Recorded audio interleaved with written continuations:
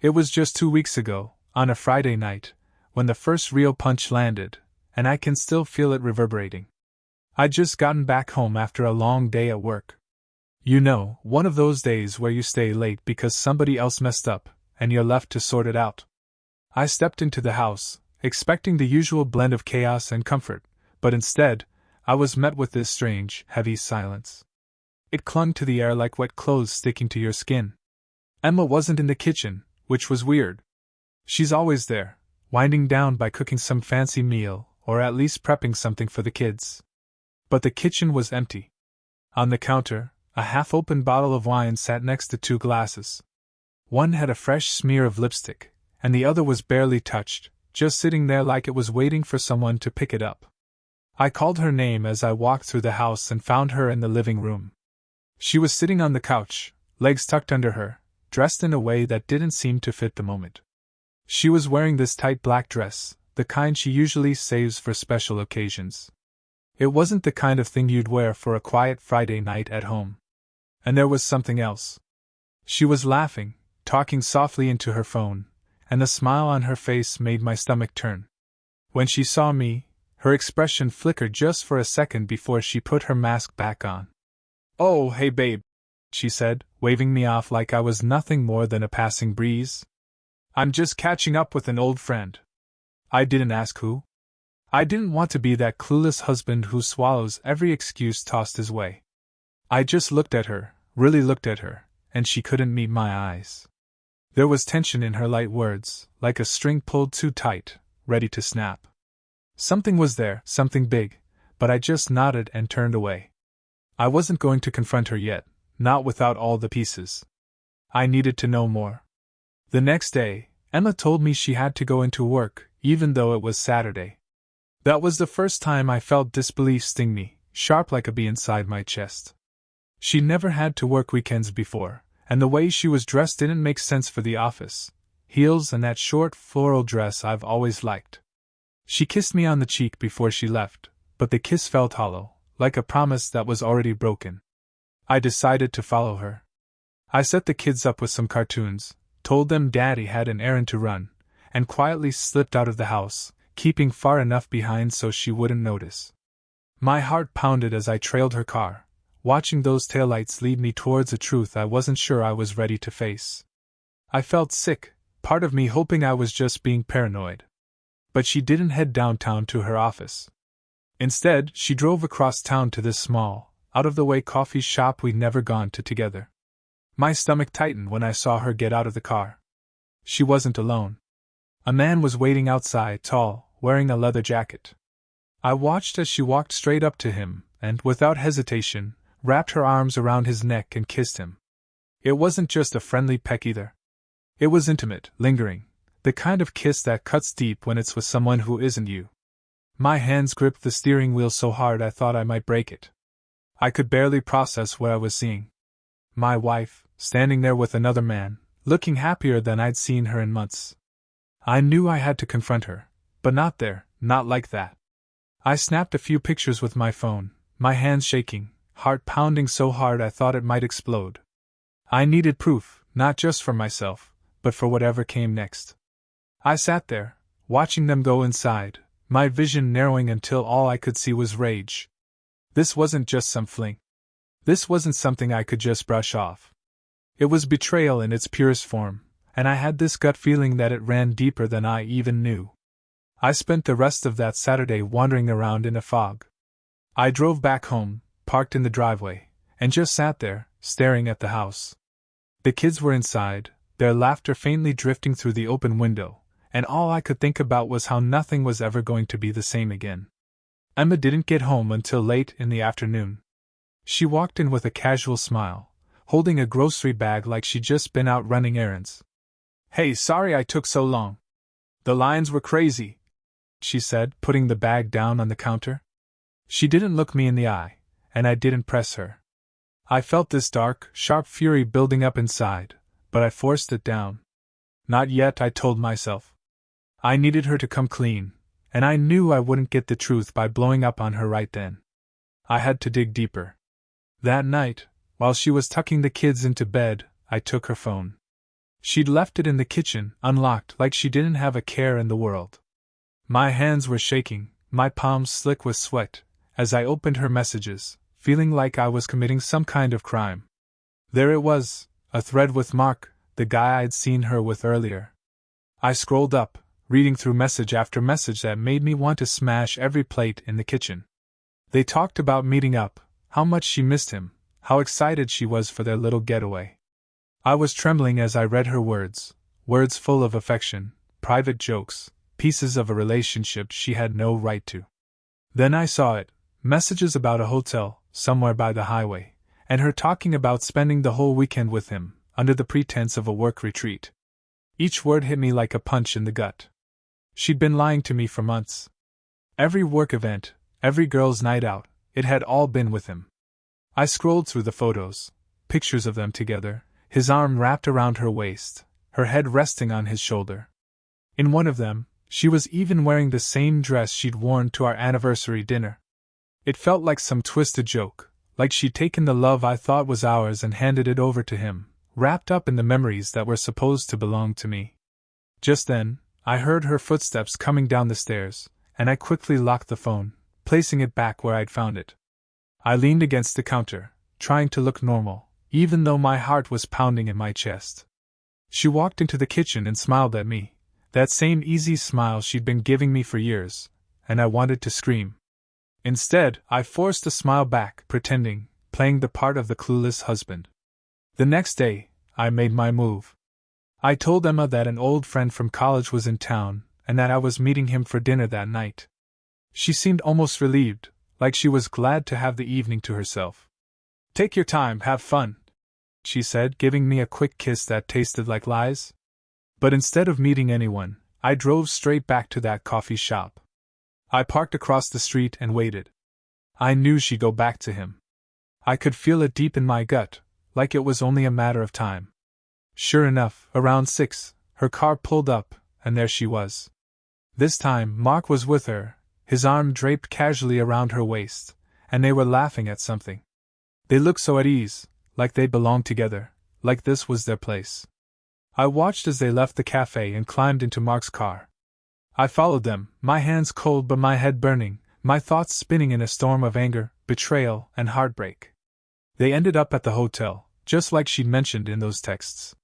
It was one of those cheap motels, the kind with flickering neon lights and rooms you rent by the hour. Watching her go inside, wrapped around him, felt like the final blow, the last nail in the coffin of everything I believed in. I sat there in the parking lot, staring at that rundown motel, my mind racing. I knew I had to confront her, and it needed to happen soon, but I wanted her to look me in the eye and admit it. No more lies, no more fake smiles. I wanted her to own up to what she'd done, to face the mess she'd made. I needed her to understand that one decision, choosing to betray me, to betray our family, was about to destroy everything we had built. As I drove home that night, a strange calm settled over me. I had seen enough, and I'd learned what I needed to know. Emma wasn't really my wife anymore. Not in the way that mattered. She'd made her choice, and now it was my turn to decide what came next. Sunday morning, the house felt foreign, like I was living someone else's life. The kids were playing in the backyard on the swings, and Emma was in the kitchen, humming to herself as she cooked pancakes, acting like everything was perfectly normal. The smell of coffee and syrup filled the air, a cruel contrast to the storm brewing inside me. I watched her move around, flipping pancakes like she always did, but all I could see were those pictures on my phone, the ones of her wrapped around him. She glanced over and smiled at me.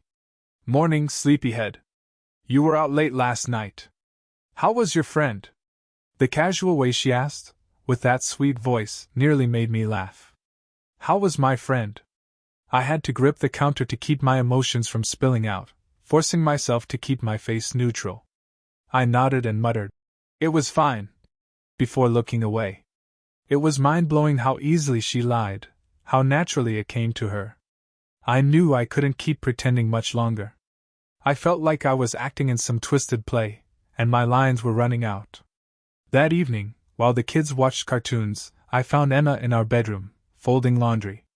She looked up when I came in, and for a moment, I saw something flicker in her eyes, maybe uncertainty or a crack in that perfect mask she'd been wearing. "Emma," I said, my voice steady, though anger simmered just beneath the surface. "We need to talk." She paused, her hands freezing over a stack of shirts, but she gave me that innocent look, tilting her head slightly. "Sure, what's up?" I didn't answer right away.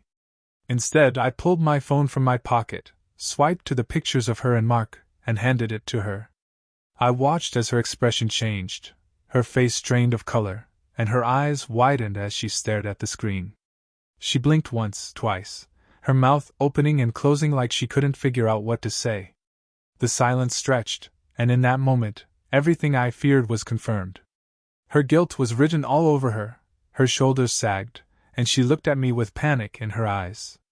"Adam, I can explain," she finally said, her voice shaky, as she reached out like she could somehow erase the evidence right there in my hand. I stepped back, just out of her reach. "Explain what, Emma? Explain how you've been seeing someone else for months?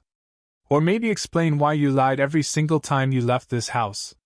The girls' nights, the work trips, they were all for him, weren't they?" My voice rose despite myself, years of frustration and hurt bubbling up to the surface. She looked at me, but instead of guilt, her expression shifted to something harder. It wasn't regret I saw next, but annoyance, like I was the one causing the problem. "Look, it wasn't supposed to be like this," she snapped, dropping the act. "Mark understands me in ways you never could, Adam. Things between us haven't been right for a long time, and you know it." There it was, the blame. She was trying to twist it around, like her betrayal was somehow justified because our marriage had hit a rough patch. I clenched my fists, not because I wanted to hurt her, but because I needed to keep myself steady. "You're really going to put this on me?" I asked, my voice low, trembling with the effort it took to hold back. "If things weren't right, you could have talked to me. We could have worked on it. But no, you chose to go behind my back, to lie over and over again, and destroy everything we've built. You chose him." Emma's eyes narrowed, her face hardening into someone I barely recognized. "Maybe I did, Adam," she shot back.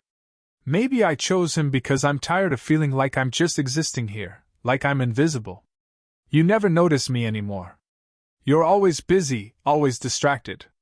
And Mark makes me feel alive again." Each word felt like a stab, cutting deeper than the last.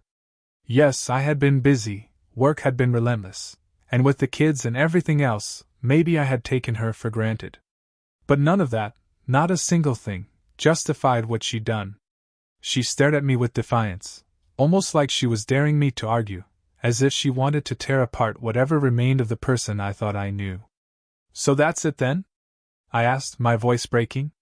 "You've already made your choice?" She didn't respond, but the look in her eyes was enough. I turned and walked out of the room, my heart pounding, a storm of rage and sorrow crashing inside me, with no way to release it. I wandered out to the backyard where the kids were still playing. I watched them for a while, their laughter filling the air, and it hit me how much everything had to change now. I couldn't stay in a home where trust had been shattered beyond repair. I couldn't stay with a woman who looked me in the eye and blamed me for her betrayal. One choice, one single mistake, had destroyed it all. I didn't sleep that night. I stayed on the couch, staring at the ceiling, trying to figure out how I was going to tell the kids, how I was supposed to explain that Mommy and Daddy weren't going to be living together anymore. My world had crumbled, and all I could do now was try to gather up the pieces that still mattered, my kids, my sanity, and whatever future I could salvage from this mess. When Monday morning came, it felt like I was living in the echo of a life I no longer recognized. The house was the same, the walls were the same, but everything felt like it was closing in on me. The kids sat at the breakfast table, chatting about school, completely unaware of the war raging between their parents. Emma moved around the kitchen like a robot, pouring cereal, making small talk, all while avoiding my gaze. But I had made up my mind. I couldn't let this farce go on any longer, not for my own sanity, and certainly not for the kids' sake. After I dropped them off at school, I decided to take the day off work. It was time for a real conversation, no more pretending over breakfast, no more acting like everything wasn't already broken beyond repair. Emma was surprised when I came home so soon. She was lounging on the couch, scrolling through her phone, her legs tucked under her, the same way she'd been the first time I caught her talking to Mark. I stood there for a moment, just watching her, and when she finally looked up, she seemed startled. There was a flash of something in her eyes, annoyance, maybe, that I had interrupted her comfortable routine. "We need to figure out what happens next," I said, keeping my voice steady despite the adrenaline coursing through me. Emma's face hardened as she put down her phone and sighed like I was just another problem she had to deal with. "Adam, can we not do this right now?" she asked, leaning back and crossing her arms. "The kids—" "No, Emma, we have to do this now," I interrupted, stepping closer. "You owe me that much. They deserve to know what's going on, and I need to know what we're going to do from here." She stared at me for a long moment before rolling her eyes. "Fine, Adam. What do you want to talk about? Do you want me to apologize? Do you want me to say I'm sorry that I fell out of love with you?" Her words dripped with contempt, each one cutting deeper than the last. "Apologize?" I let out a bitter laugh. "You think an apology would fix this? This isn't about just saying sorry, Emma. This is about you deciding, time and time again, that lying to me and lying to our kids was easier than being honest. You were the one who decided that what we had wasn't worth saving." She shook her head, her jaw tightening. "Do you think this was easy for me, Adam? Do you think I wanted it to end up like this?" Emma snapped, her voice rising. "I tried. I tried for years to get you to notice me, to pull you out of work long enough to see what was happening. But you just kept pretending everything was fine." I felt the anger flare up inside me, hot and uncontrollable. "Don't you dare put this on me," I said, my voice trembling. "I know I've made mistakes. I know I've been wrapped up in work, but I was always here, Emma. I was always here for you, for our family." I pointed at her, the weight of my words heavy. "And you're the one who turned your back on everything we built, on every promise you made to me." For a moment, the room was thick with silence. Then she stood up suddenly, her face twisting into something cruel. "You know what, Adam? Maybe I did. Maybe I'm tired of being the one holding everything together while you just drift through, thinking everything's fine. Mark listens to me. He actually cares." "Mark," I repeated, the name tasting bitter in my mouth. "You mean the guy who meets you in cheap motels and sneaks around behind his wife's back? That's who you're willing to throw our family away for? You think that's love, Emma? It's a lie, just like everything else you've been doing." For a brief second, I thought I saw a flicker of doubt in her eyes, but it disappeared before I could be sure. She turned away, her voice quieter. "You don't understand. It's more complicated than that." "No, Emma. It's not," I said, stepping forward, keeping my voice firm. "It's simple. You broke us. You broke me. And now you need to tell me what you want. Do you want to keep pretending, lying to our kids, acting like we're still some perfect family? Or are you ready to face what you've done?" She turned back to me, her eyes cold and narrowed. "You think I'm just going to walk away? Leave my kids? Leave this house and let you play the martyr? This is my home too, Adam. I'm not going anywhere." That's when it hit me. She wasn't sorry. She didn't feel any remorse. To her, this wasn't about us, it was about control. It was a battle over who got to stay and who got to claim what was left of the life we built. She had no intention of admitting she was wrong or fixing anything. She was ready to fight for every inch of a marriage she'd already destroyed. A strange calm settled over me. I realized that the woman standing in front of me wasn't the person I had married. She looked like Emma, but she wasn't the same. The warmth, the kindness that had drawn me to her was gone. I nodded slowly, feeling the weight of my decision sink in. "Fine," I said, my voice barely above a whisper. "If that's how you want it, then that's what you'll get. But I'm not staying here, pretending everything's fine, not for you, not for anyone. We're done, Emma. I'll talk to a lawyer tomorrow. You can stay here for now, but I'm taking the kids. They deserve to be with someone who actually cares about them, not someone sneaking around with Mark." For the first time, real fear flashed across her face. "You can't just take them, madam." I held her gaze, my expression hardening. "Watch me." I turned and walked out, my hands shaking but my resolve firm. It was the hardest decision I'd ever made, but I knew it was the only way to protect what mattered most to me. I had tried to understand, tried to find a way through the lies, but Emma had burned every bridge, leaving nothing but ashes behind. I had clung to the hope that somehow we could fix things, but now I knew the truth. The woman I had loved was gone, replaced by someone who saw our life as disposable. And that was something I could never forgive. That night, I stayed in a small, cheap hotel. The walls were thin, and I could hear the muffled sounds of the people in the next room, arguing, laughing, and something heavy hitting the floor. The world outside carried on like nothing had changed, while mine had been torn apart. I lay there, staring at the ceiling, replaying the conversation with Emma over and over, searching for some hint, some sign that there was still something worth saving.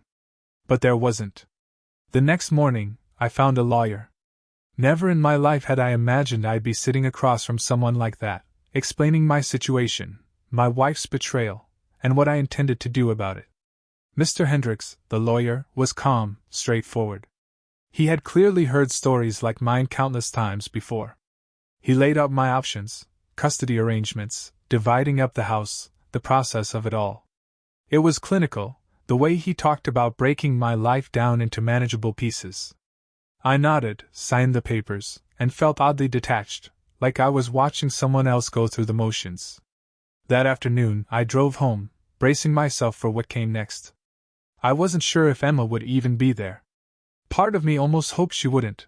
Maybe she'd be off with Mark, running away from the chaos she had created. But when I walked through the door, there she was in the kitchen again, as if nothing had happened. She was chopping vegetables, her back to me, and for a moment, I just stood there, watching. It all looked so normal, so painfully ordinary, that anger flared up inside me again. "We need to talk," I said, my voice sharper than I intended. She flinched, turning to face me, and I could see that she had been expecting this. Her expression was set, stubborn, and her eyes narrowed. "Are we really doing this now, Adam?" she asked, sounding tired, almost bored. I took a deep breath and stepped closer. "Yes, we are. I went to see a lawyer today. I'm filing for divorce." Her hands froze, the knife clattering onto the cutting board.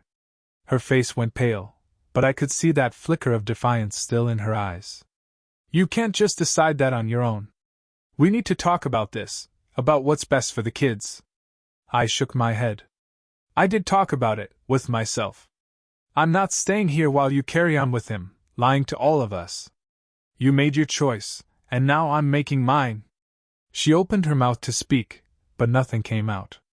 Her hands clenched into fists as she looked down at the counter. "So that's it," she finally said, her voice trembling. "You're just going to walk away." "Walk away?" I let out a bitter laugh. "You're the one who walked away the moment you decided to be with Mark." "I tried, Emma. I tried to make sense of this, but you made it clear that I don't matter to you anymore. Now, the only thing left is figuring out what happens next."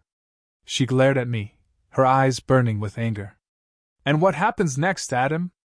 You think you're just going to take the kids and leave me with nothing? You think I'm going to let you do that?" I took a step closer, my hands trembling, not with fear, but with resolve.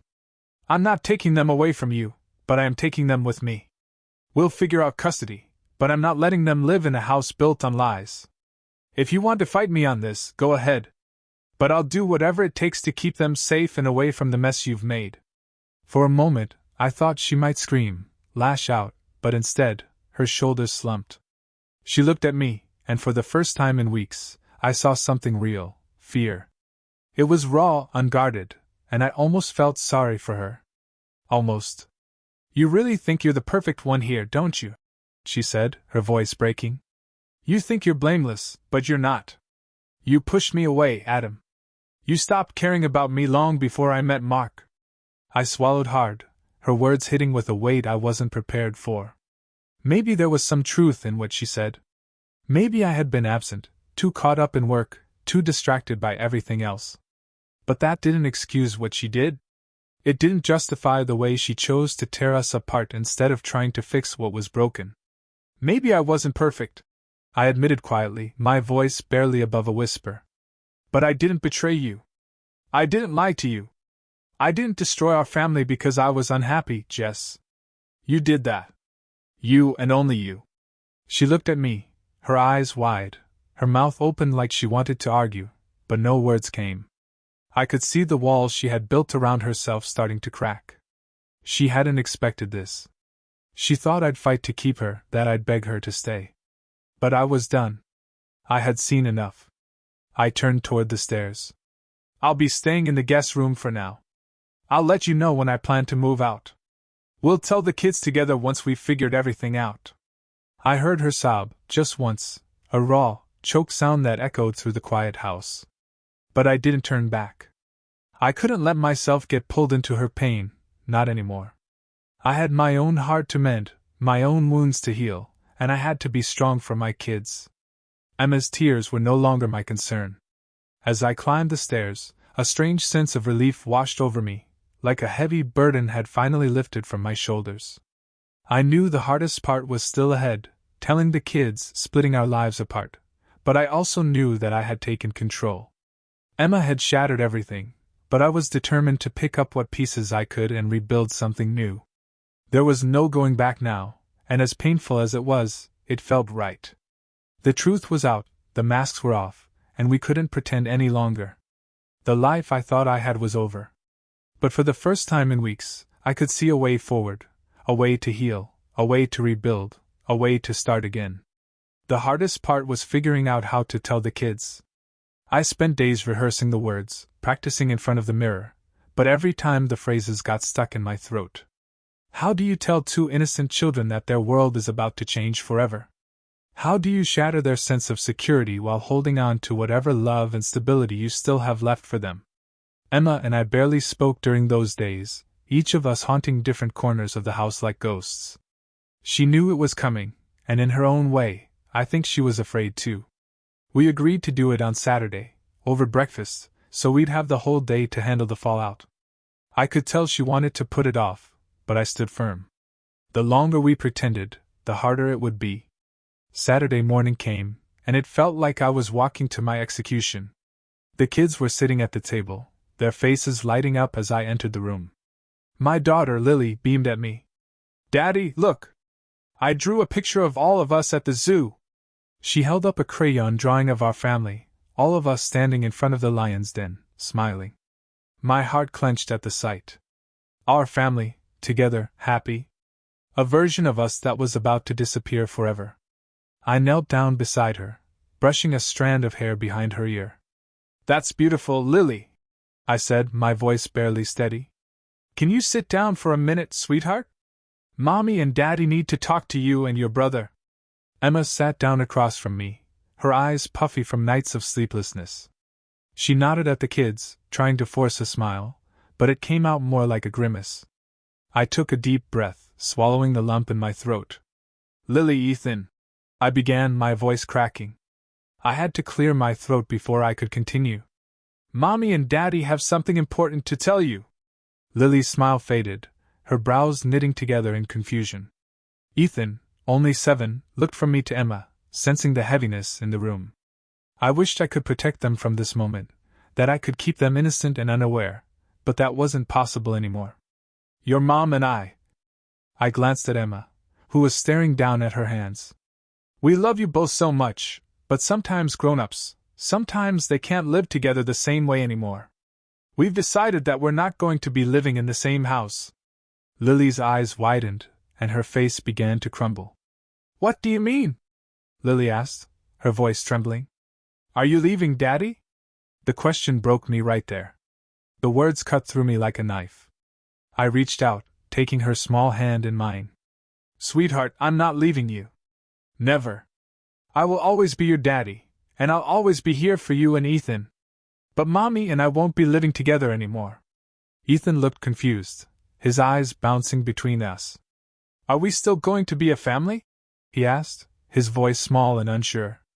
Emma finally looked up, her eyes full of tears, her voice thick as she reached out to touch Ethan's shoulder. "Yes, sweetheart," she said. "We're always going to be a family. No matter what happens, we both love you so much, and that will never change." Lily's face crumpled as she began to cry, the sound tearing through me. Each sob felt like a reminder of everything that had been broken. I pulled her into my arms, holding her tight, whispering over and over that I loved her, that everything would be okay. But I knew deep down that it wouldn't be okay, not really.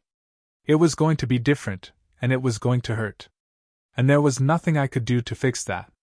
Emma reached out to hug Ethan, but he pulled away, his little face scrunched up in anger. "Why?" he shouted, his voice cracking. "Why can't you just stay? Why does everything have to change?" Emma's tears spilled over as she reached for him again, but Ethan stood up, pushed his chair back, and ran to his room. The sound of his door slamming echoed through the house, the final blow in a moment I had dreaded since all of this started. I held Lily until her sobs turned into sniffles, her small body sagging against mine. I kissed the top of her head, whispering again that I loved her, that we would be okay. Across the table, Emma buried her face in her hands, her shoulders shaking as she cried. When Lily finally calmed down, I led her into the living room and set her up with her favorite cartoons. I promised her I'd be right back, and then I returned to the kitchen where Emma still sat, her tears quiet now, her expression hollow. She looked up at me, her eyes red and swollen, and for a long moment, we just stared at each other, the weight of everything that had happened settling between us. "You think this is easy for me?" she whispered, her voice barely audible. "You think I wanted to break their hearts like this?" I shook my head, feeling my own tears threatening to spill over. "No, Emma, I don't think this is easy for you. But it's the consequence of what you did. You made a choice, and this is where it led us. It's hard for all of us, but especially for them. Now we have to do everything we can to make it right for them." She nodded, looking away, her eyes distant and unfocused. "I know," she said softly. "I know I messed up, but I love them, Adam. I love them so much." For the first time in weeks, something inside me softened, a small flicker of empathy for her pain. She was still their mother, and despite everything, she loved them. We both did. And somehow, despite all the anger and betrayal, we were going to have to find a way to make this work for their sake. "Then let's focus on that," I said, my voice steadying. "Let's make sure they come first, no matter what." She looked up at me, and for the first time in a long time, I saw something in her eyes, regret, maybe even a glimpse of the woman I had once loved. She nodded, her lips pressing into a thin line. "Okay," she whispered. "For them." I left her sitting there and went back to the living room, sitting down beside Lily and wrapping an arm around her shoulders. She leaned into me, her eyes glued to the TV, and in that moment, I knew that no matter what happened between Emma and me, I would fight for these moments. I would fight for my kids, for their happiness, for their sense of safety. I couldn't save my marriage, but I could still be the father they needed. And that, at least, was something worth holding on to. The days that followed were a strange mix of normalcy and upheaval. I slept in the guest room, my clothes shoved into a suitcase at the foot of the bed. Emma and I moved around each other like two strangers forced to share a space that no longer felt like home. The kids were confused, asking every night if things could go back to the way they used to be. Every time, I found myself at a loss for words. The pain in their eyes was the hardest part of all of this, and I had to remind myself constantly that even though I resented Emma for what she had done, the kids needed both of us. One afternoon, while Emma was out, I decided to pack up my things. I called my buddy Jake, who had offered me a room at his place until I could figure things out. He pulled up with his truck, helping me load my boxes without asking too many questions. He knew the general story, at least the broad strokes, and he gave me the kind of quiet support only a real friend can offer. It felt surreal, packing my life into the back of his truck, carrying box after box of what was left of a life that had just fallen apart. Each time I set a box down, it felt like I was packing away a piece of myself. Memories, dreams, a future that no longer existed. Lily and Ethan were at school, and that was a small mercy. They wouldn't have to watch me leave, wouldn't have to see their dad walk out the door, even if it was just for a while. When everything was packed up, I stood in the empty guest room for a moment, staring at the bare mattress and the empty dresser. I had spent the last few weeks here, and even though it had felt like a prison, leaving it behind still felt final and heartbreaking.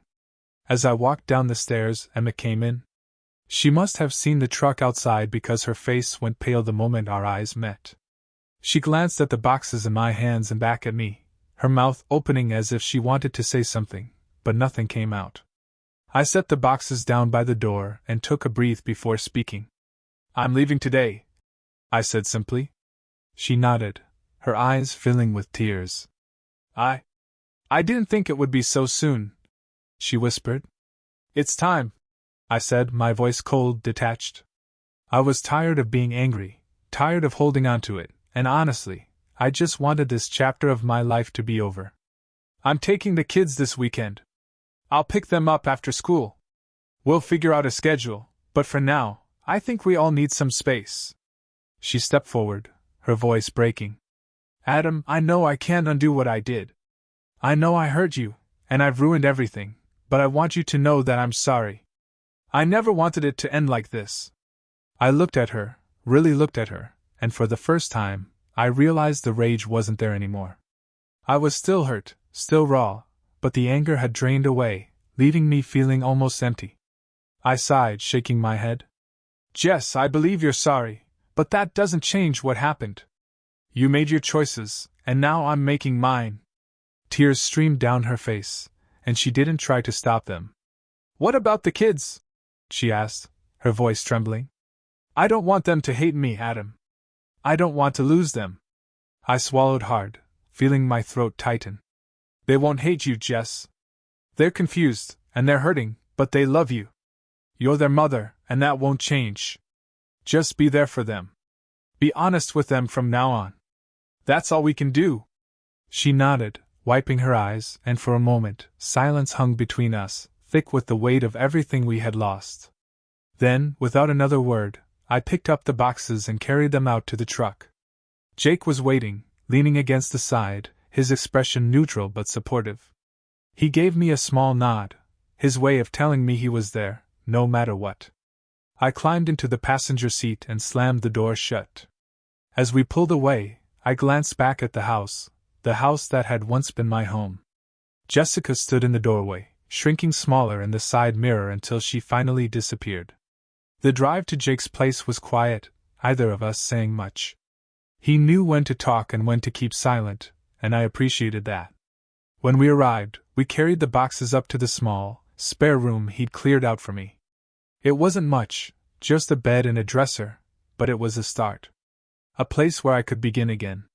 That night, I sat on the edge of the bed, staring at the floor as the silence pressed in around me. I pulled out my phone and started scrolling through pictures of Lily and Ethan, photos from birthdays, family outings, their goofy smiles. My heart ached with longing, and I made a promise to myself that I would do everything in my power to give them stability, even if I had to do it alone. I sent Emma a quick text. "I'll pick the kids up at 3 on Friday. Let me know if they need anything for the weekend." Her reply came almost instantly. "Okay. Thank you, Adam." I stared at the screen for a while, then put the phone down. There was no point in dwelling on what was gone. My focus needed to be on what was left, my children, my life, and the future I still had a chance to build. It was strange how the emptiness felt both suffocating and freeing at the same time. I was free from the lies and the betrayal, but also untethered, left to navigate a life I hadn't planned for. I didn't know what came next, and that terrified me. But in that small room, surrounded by my boxes and the faint sound of cars passing by outside, I found a flicker of hope. It wasn't much, just a small spark, but it was enough. Enough to remind me that I still had something to fight for, that I could create something new out of the ashes of what had been. I lay down, staring at the ceiling, thinking of Lily and Ethan, their smiles, their laughter. I knew the road ahead would be difficult, filled with hard conversations, painful moments, and challenges I couldn't yet see. But I also knew I wouldn't be walking it alone. I had my kids, and I had friends like Jake who would help me get back on my feet. For now, that was enough. Friday came quicker than I expected. I spent the week at Jake's, adjusting to my new reality. The mornings were eerily quiet without the chaos of breakfast, without Lily's constant chatter or Ethan insisting on wearing his favorite shirt again. Instead, I had too much time and too many thoughts, echoes of everything that had gone wrong. Jake was patient, but even he could only do so much. This was my journey, and no one could walk it for me. The hours dragged until it was finally time to pick up Lily and Ethan. I drove back to the house, the one that used to feel like home, feeling a mix of excitement and dread. I had missed my kids deeply, and even though I'd only been gone a few days, it felt like an eternity. But seeing Emma would be another reminder of the distance between what once was and what now stood in its place. When I pulled up to the house, Ethan was already outside, his backpack slung over one shoulder, and Lily stood on the porch next to Emma. The sight of them, my children standing beside the woman who had once been my partner, hit me like a punch. It was a jarring contrast between the past and the present, between the life we had and the one that was now unfolding. "Daddy!" Lily yelled, her face lighting up as she ran toward me. I knelt down, scooping her into my arms, holding her tight. Ethan followed more slowly, his face a mix of excitement and hesitation.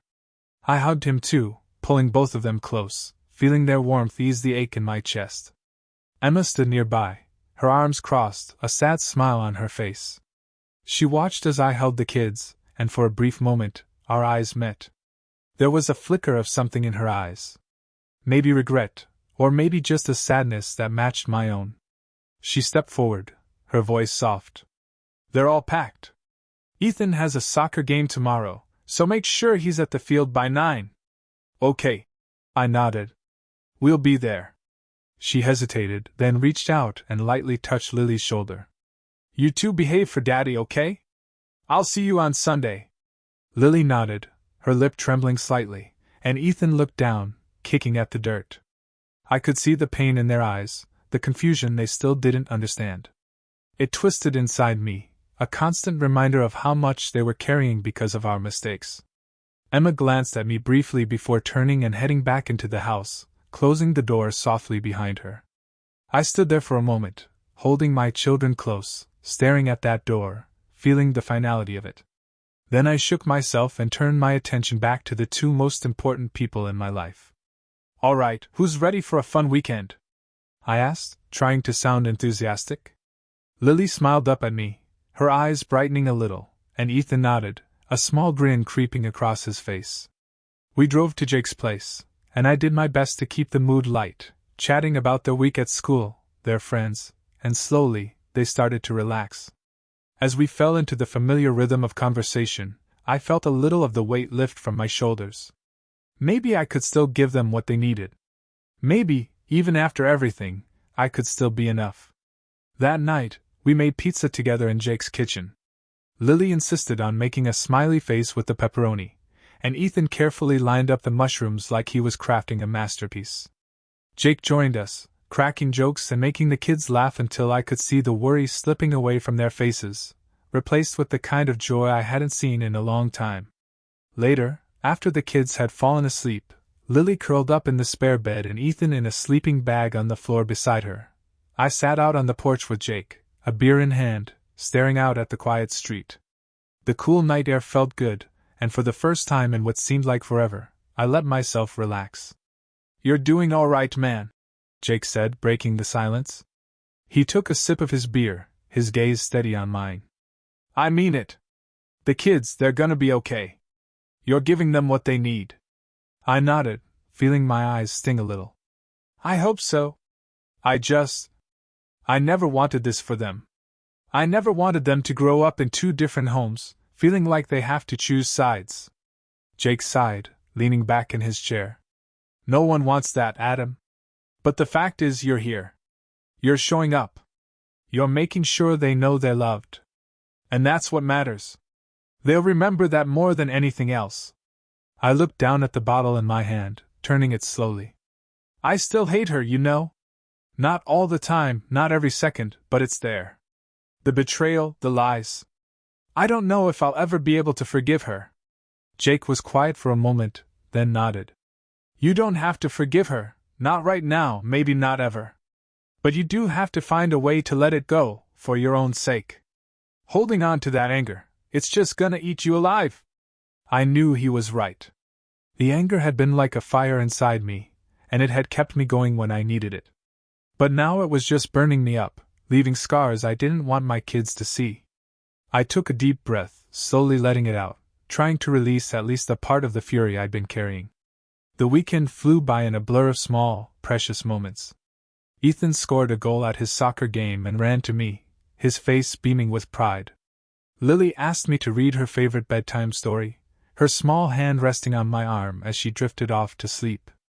These were the moments I clung to, the pieces of my life that still mattered. When Sunday came, I packed up the kids and drove them back to the house. Jessica was waiting on the porch, her face lighting up as soon as she saw them. Lily and Ethan ran to her, their voices overlapping in excitement as they told her all about the weekend. I stood back, watching as they hugged her, their happiness spilling out in waves. She glanced up at me, our eyes meeting, and for the first time, I saw something like gratitude in her expression. She mouthed a silent thank you, and I nodded, a small, reluctant acknowledgement. We weren't friends, and maybe we never would be again, but we were partners in this, for better or worse. If nothing else, we owed it to Lily and Ethan to make it work. As I drove away, the house shrinking in the rearview mirror, I felt an unexpected sense of peace settle over me. This wasn't the ending I had envisioned, it wasn't the life I had planned, but it was something. And maybe, just maybe, that would be enough. I turned on the radio, letting the music fill the car, and for the first time in weeks, I felt a smile tugging at my lips. Not a big smile, not one that came with unguarded joy, but a small one, a flicker of hope. There was still a long road ahead, and I knew it wouldn't be easy. There would be setbacks, painful moments, and times when the loss would feel overwhelming. But there would also be new beginnings, new memories to make, and a new life to build with my kids. And that, I realized, was worth everything.